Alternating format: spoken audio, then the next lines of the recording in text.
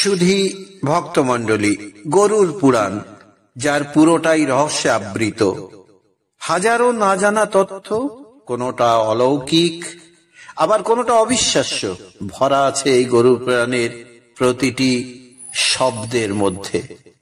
জীব কিভাবে মনুষ্যত্ব লাভ করে, আবার কিভাবে তাদের মরণ হয়, দেহের মধ্যে কে অবস্থান করে যে বিদায় নেয় আবার ফিরে আসে, ইন্দ্রিয় সমূহ কোথায় ঠাঁই পায়, অস্পৃশ্য হয় কেমন করে, জীব কর্ম করে এবং মরণের পরে সেই কর্ম অনুসারে ভোগ লাভ করে কিভাবে, মৃতলোককে কেন মাটিতে ঠাঁই দেওয়া হয়, কেনই বা তার মুখে পঞ্চরত্ন দেওয়া হয়, মৃত্যুর পরে মানুষ কোথায় যায়, মৃতজনের উদ্দেশ্যে তর্পণ করার কারণ কি, মৃতের উদ্দেশ্যে পিণ্ডদান করা হয় কেন, অকাল মৃত্যু কেন হয়, কোন কর্ম করে মৃত্যু হলে কোন জন্ম লাভ হয়, এরকম কত শত প্রশ্ন গরুর পুরাণ সমাধান দিয়ে থাকে। বিনতার গর্ভে কশ্যপের ঔরসে গরুরের জন্ম। এই গরুর পুরাণের রচয়িতা স্বয়ং বিনতানন্দন পক্ষীরাজ গরুর। সে শ্রীবিষ্ণুর বাহন। অনেক সাধ্য সাধনা করে শ্রীবিষ্ণুর বরে সে তার বাহন হওয়া সৌভাগ্য লাভ করেছে। প্রভু বিষ্ণুকে পিঠে চড়িয়ে সমস্ত লোক ঘুরে বেড়ান তিনি, কিন্তু সব জায়গা ভালোভাবে দেখা হয় না তার। মনে তার প্রবল ইচ্ছা একবার সমস্ত ভুবন একা একা ভ্রমণ করবে। তাই একদিন শ্রীবিষ্ণুর অনুমতি নিয়ে বেরিয়ে পড়ল বৈকুণ্ঠ থেকে মনুষ্যলোক, গন্ধর্বলোক, স্বর্গলোক, পাতাললোক, প্রেতলোক, সব জায়গায় ঘুরে বেড়ালো, কিন্তু কোথাও গিয়ে শান্তি পেলেন না। সর্বত্রই যেন দুঃখ বিরাজ করছে। চিত্তে সুখ না পেয়ে বিষণ্ণ বদনে ফিরে এলেন বৈকুণ্ঠ ধামে। প্রভুর সামনে করজোড়ে অবনত মস্তকে দাঁড়িয়ে রইলেন কাশ্যপ নন্দন। নারায়ণ স্মিত হেসে জানতে চাইলেন, বলো গরুর, কেমন ভ্রমণ হলো, কোথায় কোথায় গিয়েছিলে তুমি? গরুর বলল, প্রভু যমলোক ছাড়া সব লোকেই ঘুরেছি। মনুষ্য লোকে আমার খুব ভালো লেগেছে, আর ভারতবর্ষের কথা কি বলবো, ওই মহান দেশে দেবতারা পর্যন্ত মনুষ্য শরীর ধারণ করে যেতে আগ্রহী। হে বৈকুণ্ঠ অধিপতি, ওই মনুষ্য লোক সম্পর্কে আমার মনে হাজারো প্রশ্নের উদয় হয়েছে। জীবগণ কিভাবে ওই মনুষ্য লোকে জন্ম লাভ করে, আবার কিভাবে তারা মৃত্যুবরণ করে, মনুষ্য দেহে কে অবস্থান করে যে বিদায় নিয়ে আবার ফিরে আসে, ইন্দ্রিয় সমূহই বা দেহের কোথায় ঠাঁই পায়, জীব অস্পৃশ্য হয় কেমন করে, জীব কর্ম করে এবং শুভাশুভ কর্মের ফলে মরণের পরে সেই কর্ম অনুসারে ভোগ লাভ করে, মৃতলোককে কেন মাটিতে রাখা হয়, কেনই বা তাদের মুখে পঞ্চরত্ন দেওয়া হয়, মৃত্যুর পরে মানুষ কোথায় যায়, মৃতজনের উদ্দেশ্যে তর্পণ করার কারণই বা কি, মৃতের উদ্দেশ্যে পিণ্ডদান করে কেন? হে দেবেশ, হে প্রভু, আমি সব লোক ঘুরেছি বটে, কিন্তু কোথাও সুখের দেখা পাইনি। এমনকি দেবলোকেও তা বিরল। দানবদের জীবনে স্বর্গরাজ্য সর্বদা আতঙ্কিত। মনুষ্য লোকে আছে রোগ, শোক, মৃত্যুর হাহাকার। ইষ্টের সঙ্গে সংযোগ ছিন্ন হয়েছে সবার, তাই তারা সর্বদা ভীত। গেলাম পাতাল লোকে, সেখানেও সকলে ভয়ে তটস্থ। অর্থাৎ স্বর্গ, মর্ত, পাতাল সর্বত্রই ভয়ের বাতাবরণ। সবখানে যেন ইন্দ্রজালের মতো মিথ্যার প্রলেপন। একমাত্র বৈকুণ্ঠ ধামে আপনার পাদ পদ্ম যুগলে নির্ভয়ে ঠাঁই পাওয়া যায়। কালের কবলে পড়ে সকল মানবী দুঃখে জর্জরিত। সকল স্থানের থেকে ভারতবর্ষকে আমার বেশি হত দুঃখী মনে হলো প্রভু। সেখানে কানা, খোড়া, আতুর, বোবা, কালা, পঙ্গুর অভাব নেই। সর্বদা সেখানে হিংসা আর লোভের আগুন জ্বলছে। চলছে হানাহানি, মারামারি। তারা ক্লেশ ভোগ করছে, একদণ্ড সুখ পাচ্ছে না। দিনে দিনে তাদের আয়ু কমে আসছে, কারো কারো কালের আগেই মৃত্যু হচ্ছে। প্রভু, এই অকাল মৃত্যু কেন হয়? মৃত্যুর পর সে কোথায় যায়? শুনেছি নরকে গমন করে, সেখানে কর্মফলের প্রায়শ্চিত্ত করে। হে মাধব, দয়া করে আমায় এ সকল প্রশ্নের উত্তর দিয়ে আমার মনকে শান্ত হতে সাহায্য করুন। শ্রীহরি বললেন, হে গরুড়, তোমার সমস্ত প্রশ্নের আমি জবাব দিচ্ছি, শোনো। সেদজ, উদ্ভিজ, জরায়ুজ আর অন্ডজ, এই হলো জীবের জন্মের প্রকারভেদ। গর্ভাবস্থায় জীবের সৃষ্টি ও বৃদ্ধি ঘটে। প্রথমে প্রথমে শুক্র ও শনিতের সংযোগে পিণ্ড গঠন হয়। পিণ্ডের মাঝে থাকে জীব, সেটা বর্ধিত হতে থাকে। একদিন রাতে হয় আকার, পঞ্চম দিনে বুদ্বুদ আকার লাভ করে, 14 দিনে তাতে মাংস ও ধাতু গজায়, 20 দিন পর সেই মাংস দৃঢ়তা লাভ করে, 25 দিনে পুষ্টি ও বল পায়, 1 মাসে তা পূর্ণ পঞ্চতত্ত্ব লাভ করে। তখন মেদ জন্মায় দ্বিতীয় মাসে, তৃতীয় মাসে অস্থিমজ্জা গঠিত হয়, চতুর্থ মাসে কেশ ও অঙ্গুলি জন্মায়, পঞ্চম মাসে সে কান, নাক, মুখ আর বক্ষদেশ লাভ করে, সপ্তম মাসে উদর, উপস্থ, কর্ণরন্ধ্র, গুহ্যদেশ ও অঙ্গ প্রত্যঙ্গ জন্মায়। প্রাণের স্পন্দন তখন সূচিত হয়। অষ্টম মাসে মাতৃজঠরে প্রাণ নড়াচড়া করতে শুরু করে। নবম মাসে জীব সম্পূর্ণতা লাভ করে এবং দৃঢ় হয়। রক্ত, মাংস, ত্বক, অস্থি, মজ্জা সহ 10 মাসে সে ভূমিষ্ঠ হয়। এই হলো পঞ্চভৌতিক জীব রহস্য কথা। ক্ষিতি, তেজ, জল, বায়ু ও আকাশ, এই হলো পঞ্চভূত। ক্ষিতির বিকারে সৃষ্ট পঞ্চদ্রব্যের মধ্যে আছে ত্বক, অস্থি, নাড়ি, রোম ও মাংস। জলের বিকারে সৃষ্টি হয় মজ্জা, রক্ত, মল, মূত্র ও শুক্র। তেজ থেকে এসেছে ক্ষুধা, তৃষ্ণা, নিদ্রা, ভ্রান্তি ও আলস্য। বায়ু দান করে ধারণ, চলন, সংকোচন, প্রসারণ ও ক্ষেপণ। আর আকাশ থেকে লাভ হয় কাম, ক্রোধ, লোভ, মোহ ও লজ্জাগুণ।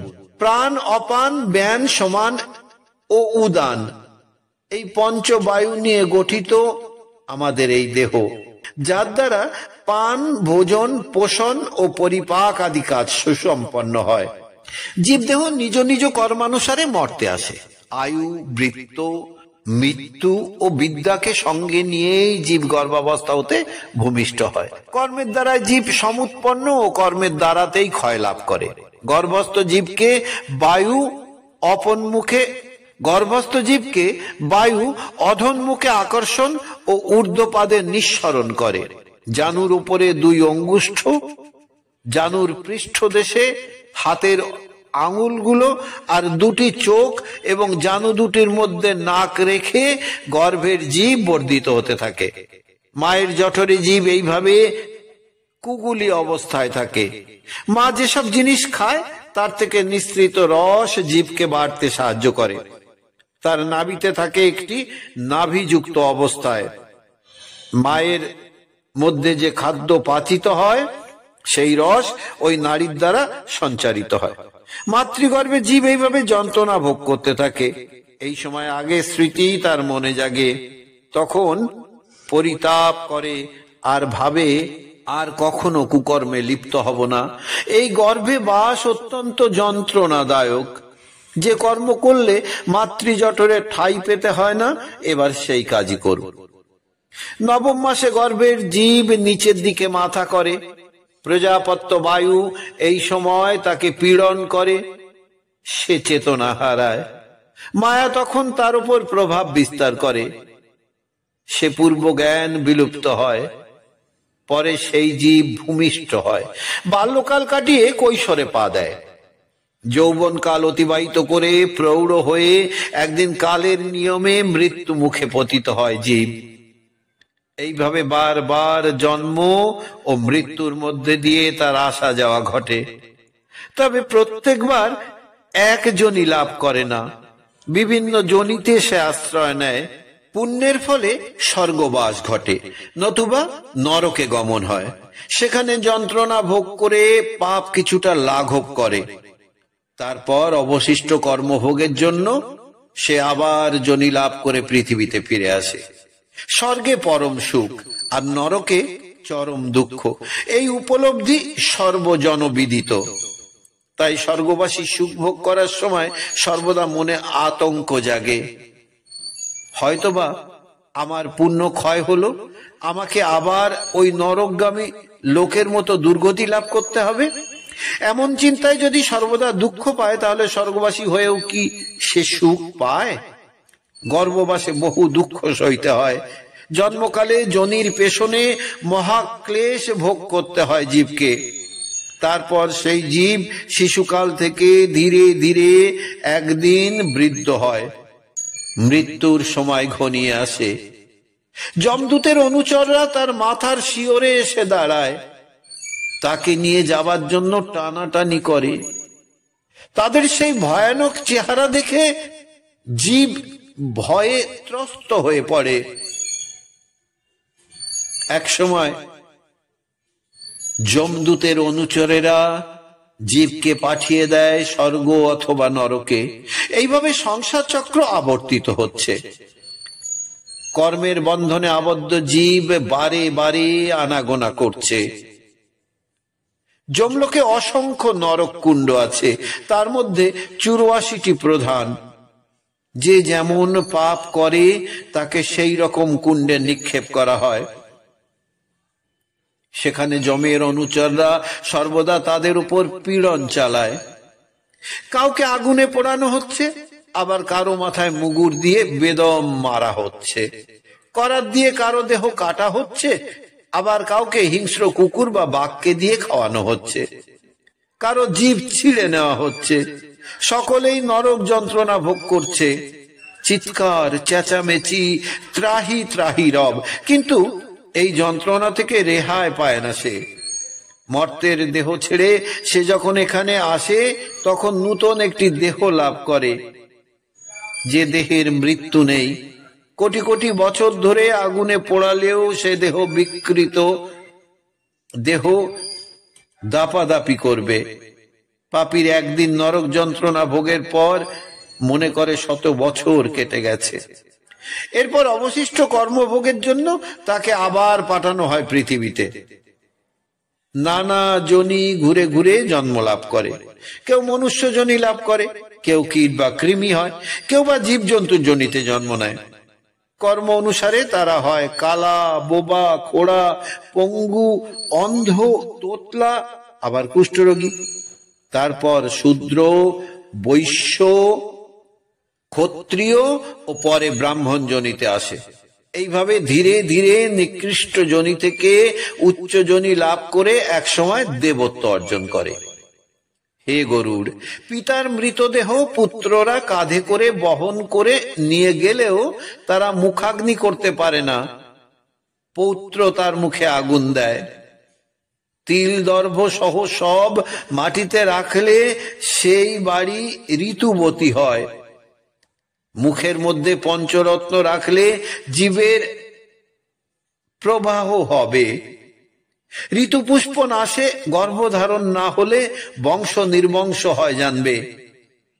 বংশনাশে পৃথিবীতে আবার টান অনুভব করে, ফলে পুনরায় জন্ম নিয়ে ফিরে আসে ভারতে। মাটিতে গোবর লেপন করে কুশ, তিল আর তুলি ছড়িয়ে সেখানে রোগীকে শোয়াতে হয়। সেখানেই যদি মৃত্যু হয় তাহলে জানবে সমস্ত পাপ নাশ হয়ে সে স্বর্গ প্রাপ্তি হয়েছে। তখন তিল, কুশ আর তুলি শ্মশানে ফেলে দিতে হয়। তিলকে দৈত্য দানবেরা ভয় পায়, কারণ আমার শ্বেত বিন্দু থেকে তিল সৃষ্ট হয়েছে। সাদা ও কালো দুই রকমের তিল আছে, এরা দেহকৃত পাপরাশিকে নাশ করে। কুশের জন্ম হয়েছে আমার লোম থেকে, শ্রাদ্ধে তাই তিল ও কুশ প্রদান করা হয়। এর ফলে দেবতা ও পিতৃগণ পরিতুষ্ট থাকেন। কুশের মধ্যে জনার্দনের অবস্থান, মূলে আছেন ব্রহ্মা আর অগ্রে পশুপতি বিরাজ করছেন। কুশ, তুলসী, বিপ্র, অগ্নি, মন্ত্র এগুলো কখনো বাসি হয় না, বারবার ব্যবহার করা যায়। একাদশী, গো, বিষ্ণু, তুলসী ও ব্রাহ্মণ এই হলো পঞ্চ মানবগণের পোত স্বরূপ। একাদশী গীতা, বিপ্র, ধেনু, বিষ্ণু ও তুলসী সংসার দুর্গে মুক্তিদাতা। দীক্ষাহীন হয়ে কুশশয্যায় শয়ন করে মৃত্যু হলেও সে পাপী হয় না, বরং তার বিষ্ণুলোক প্রাপ্তি হয়। মৃত্যুশয্যায় শুয়ে মানব যন্ত্রণা ভোগ করে, পরকালে যাবার দ্বার উন্মুক্ত পায় না। সে সময় মাটিতে তাকে শুইয়ে দিতে হয়। এর ফলে তার মৃত্যু যন্ত্রণা তাড়াতাড়ি লাঘব হয়। মৃত্যুর কাল উপস্থিত হলে যমরাজ তার অনুচরদের পাঠিয়ে দেন প্রাণ নিয়ে যেতে। মৃত্যু পথযাত্রী তাদের দেখে কাঁদতে শুরু করে, হাহাকার করে, ভয়ে ত্রাসে চোখ বিস্ফারিত হয়। সেই সময় যমদূতরা তাকে নিয়ে যায় যমালয়। যারা ধর্মে শ্রদ্ধাবান, ঈশ্বর বিশ্বাসী, তাদের সুখে মৃত্যু হয়।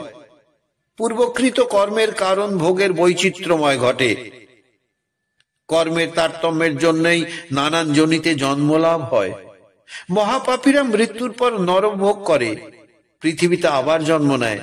যে যেমন পাপ করে সে তেমন জনি লাভ করে। জন্মালেই মৃত্যু অনিবার্য, এটাই কালের নিয়ম। পাপী অধোগতি লাভ করে আর পুণ্যবানেরা ঊর্ধ্বগতি প্রাপ্ত হয়। জীব তাই ইন্দ্রিয় সময়ের সাথে এক দেহ থেকে অন্য দেহে যাতায়াত করে।